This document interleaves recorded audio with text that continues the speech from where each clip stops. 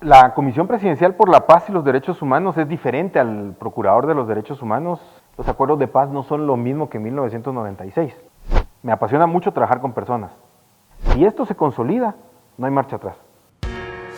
Primero, soy un maestro de educación primaria urbana que se hace papá y eso me sensibiliza mucho frente a ciertos aspectos, pero también que recibe el apoyo de su familia 100% para poder cursar estudios universitarios, hacerme abogado, introducirme, digamos, desde la universidad en el mundo de los derechos humanos. Mi primer diplomado es Derechos Humanos y Cultura de Paz en el primer año de la universidad y luego me vinculo a un mundo académico de investigación en materia de derechos humanos que me lleva a especializarme en un tema que es sumamente delicado para un ser humano como es la tortura. Por mi formación también me hace especializarme en esa área de Derecho Internacional de Derechos Humanos, humanitario, un área que la trabajé directamente en la Comisión Internacional de la Cruz Roja y especializarme también en el ámbito legislativo, que me vuelve un asesor legislativo en tema de impulsar una agenda de derechos humanos. Paso por el ámbito de ser papá adoptivo, luego ser un profesor en la universidad, para convertirme en un defensor de derechos humanos con cierta formación técnica y con sensibilidad humana de poder reconocer que todos y todas las personas tenemos que tener igualdad de oportunidades y el mismo respeto para poder desarrollarnos en la vida. Me apasiona mucho trabajar con personas, poder creer que puedo lograr transformar una vida o una persona en su realidad donde se encuentre víctima o vulnerada. Me genera mucha ansiedad cuando veo que se puede y la burocracia lo detiene. Bueno, ¿cómo llego aquí? Con el presidente nos conocemos, no sé si él se recuerda cuando nos conocimos en El Salvador. Yo estaba trabajando un tema de la Corte Penal Internacional, promoviendo su ratificación en Centroamérica y particularmente en Guatemala. Nos vinculamos, tenemos contacto, más que todo académico. He estudiado mucho a Juan José Arévalo en la universidad, lo leí mucho. Y entonces también encuentro cierta empatía de poder platicar con él de esos procesos históricos que su papá transitó. Luego coincidimos en la lucha contra la corrupción, que se da en los movimientos sociales del 2015. Me ha dado su confianza de poder llevar procesos que él ha considerado importantes y me ha pedido también que me ocupe de diversos temas que él como diputado tenía que llevar. Tenemos una plática privada y pues establecemos que los derechos humanos, el proceso de paz, son importantes.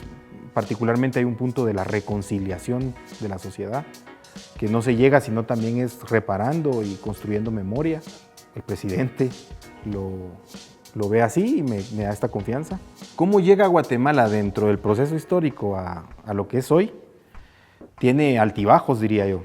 Desde ser un país muy promotor de derechos humanos en la época de la Revolución, digamos el rebote que tiene la Revolución nos lleva incluso a presidir la comisión que hace la Convención Interamericana, la Convención Americana sobre Derechos Humanos y hacer propuestas trascendentales en materia de derecho internacional de derechos humanos. Luego hay un tránsito complicado durante el conflicto armado que encuentra un momento clave que es el tema de la democratización de Centroamérica. Y los procesos de democracia no pueden construirse si no es interiorizando una institucionalidad que resuelve los conflictos por medios políticos, económicos, jurídicos y sociales. Y si no se identifica que la clave de un Estado y lo que más tiene que apreciarse son las personas. Y en caso como Guatemala, sus pueblos. Y ese proceso de democratización, que es muy identificable en los años 80 y la primera década de los 90, nos lleva a los acuerdos de paz. Desde ahí ya podemos hablar de un proceso importante que nos lleva a buscar soluciones a nuestra problemática histórica mediante crear institucionalidad. Por supuesto, el tránsito de la guerra a la paz es un tránsito largo, no importa la ideología política de quien esté en el poder, y parte de eso es que hay una creciente institucionalidad al principio, Secretaría de la Paz, Secretaría de Asuntos Agrarios, la Comisión Presidencial del Ejecutivo Asesora en Derechos Humanos, comisiones de diálogo, comisiones específicas, acompañamientos internacionales, etc. y que al final terminaron siendo debilitados cuando se forma una sola comisión que no se hace de forma estratégica, pero que al retomarla, pues queremos que se vuelva de forma estratégica, que su acción sea estratégica en dos temas, derechos humanos y paz. Bueno, la Comisión Presidencial por la Paz y los Derechos Humanos es diferente al Procurador de los Derechos Humanos en algo que es esencial. El Procurador de los Derechos Humanos es una institución cuyas funciones son fiscalizar que el Estado, en particular el Ejecutivo, no se extralimite en sus funciones al punto que llegue a violentar derechos humanos. La historia de la creación del Procurador de Derechos Humanos en Guatemala es constitucional, es del año 85. Y es sumamente importante porque justamente es el tiempo en donde las desapariciones forzadas están sucediendo constantemente y los constituyentes logran establecer que el ombudsman, que el defensor del pueblo, quede en la Constitución para garantizar que los que tienen el poder no sobrepasen los límites. Por eso es que siempre me gusta decir que no podemos ver los derechos humanos desde una visión muy romántica de solamente decir, bueno, son aquellos que son inherentes a nosotros y ya.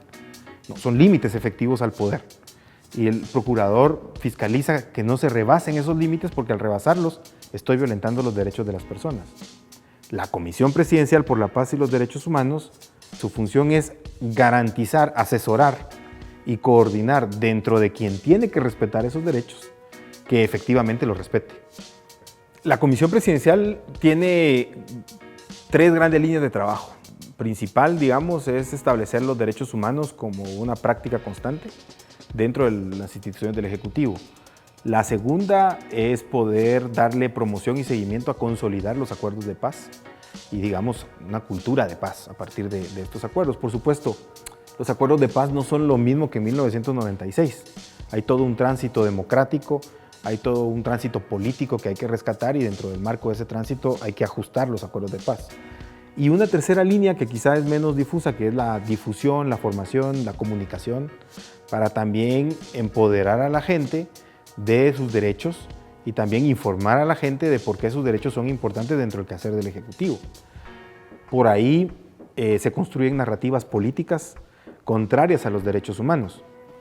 Es que es difícil, por supuesto, explicarle a la gente que trabajando con derechos humanos se pueden lograr grandes cosas, pero lleva más tiempo.